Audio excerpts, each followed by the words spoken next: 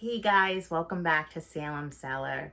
So last night I went to see Antman and the Wasp Quantumania. What a mouthful, right? So I just want to talk to you overall about the movie with as minimal spoilers as possible and give you my thoughts on it. I'll be right back.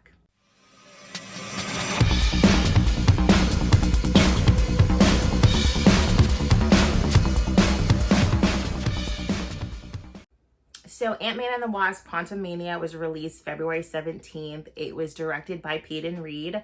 It is starring, for those of you not familiar with this franchise, Paul Rudd, Evangeline Lilly, Michael Douglas, Michelle Pfeiffer. The cast is stacked.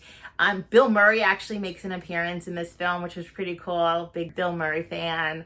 It's an action, comedy, superhero type of film. Definitely sci-fi. It's about the quantum realm. It's definitely sci-fi. So I wasn't a massive fan of the second film. I did like the first one. These movies, to me, don't really grab me like the other Marvel films, like, you know, not like Black Panther or Iron Man. I thought it was funny. I love Paul Rudd. I've always have, but I was never really in love with this franchise. Now, this film is no different from the others. It was a good film. It was entertaining. It was a good time, but it was a little corny and goofy at times. Like certain characters that I didn't feel should be goofy were goofy. For those of you who have read the comic books, there's a character from the comic books that appears in this film, and I felt like he should have been serious and maybe a little scary, but they did make the character kind of goofy, and whenever he was on screen I laughed. I'm sure those of you who have seen the film know exactly who I'm talking about. I'm not going to give too much away for those of you who haven't seen it. This is the reintroduction of King the Conqueror. For those of you who have seen What Ifs and Loki, you know exactly who I'm talking about, or if you've read the comic books. But yes, this is a reintroduction to this character. I was familiar with him going into it. I knew he was going to be in this movie from the trailers, and he is pretty terrifying. I love the actor who portrayed him. He definitely scares the crap out of me, this character. He just seems unbeatable. He was a great addition to the film. Going against Paul Rudd, who sometimes I feel is a little like a comical superhero, kind of like Shazam. It was just, I think, a weird combination. It was good having like Michael Douglas thrown in and Michelle Pfeiffer because they're more serious, in my opinion, as far as their acting. So it made it a little bit more like when you saw King, you got chills down your spine because you know he's badass, you know he's the conqueror, right? So having those two characters kind of made it a little bit more of the film it should have been. But yeah, I found myself laughing too much, and I didn't think I should have been, like I said, I did enjoy it. It was a great time. A lot of CGI. I heard a lot of people complaining about that. They're in the quantum realm, so it's kind of like you see creatures and it's not like our planet. It's not like Earth. So it's going to be a little weird. What other way are they going to, give us this if without CGI? But I'm watching this, I'm like, how much of this is actually real? This is all fake. So the character Cassie was recasted. The new actress playing her is Catherine Newton. She's also from Supernatural. She is in, what is that movie? Freaky with Vince Vaughn, where they switch.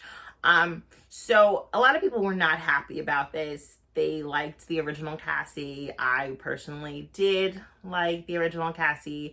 There's something about this actress. I don't dislike her, but she's kind of annoying to me. She was in Supernatural, and she was supposed to be like an annoying teenager, which I understand, but I think that transfers to everything else she's in. In this, she was kind of like this rebellious, but then respectful teenager, which was kind of confusing. Are you disrespecting your father and being rebellious, or are you appreciative and you're a good daughter? It was just it was hard to get a vibe, like a set vibe for her. Knowing that she's going to eventually take over Scott Lang will not be Ant-Man and she's going to take over eventually. I don't know how I really felt about that. Again, the actress, there's something a little, I don't know if it's her or the role she plays. It kind of is annoying. It's kind of irritates me. I'm sure this is not for everybody, but me personally, there's something like, ugh, like sit down. I just cannot see me enjoying future films with her as the lead, because we all know where Marvel's going. This film is kind of like a filler, in my opinion. I understand the point of it. I understand we have to get King the Conqueror out there for people who are not watching Loki or what ifs. I get that because he's going to be the big bad or one of the big bads going forward. I do also want to point out that there's 2 credit scenes, so make sure you don't run out of the theater at the end. You know, for Marvel, we don't run out of the theater, right? We sit there and we wait and we wait for these scenes. So there's 2 of them in this one. Both really cool scenes that you do not want to miss. I got chills from them. It made me pumped for more movies, but then it kind of like confirmed that this is more also like a filler movie. Rating this film, I would probably give it a 7 because I did laugh. I did have fun. The acting was good. There was lots of great actors in it. It was kind of cool to see like I know it's CGI, but you know, the quantum realm was really beautiful. And I did like the story, being introduced with new characters and their lives. And that was kind of cool.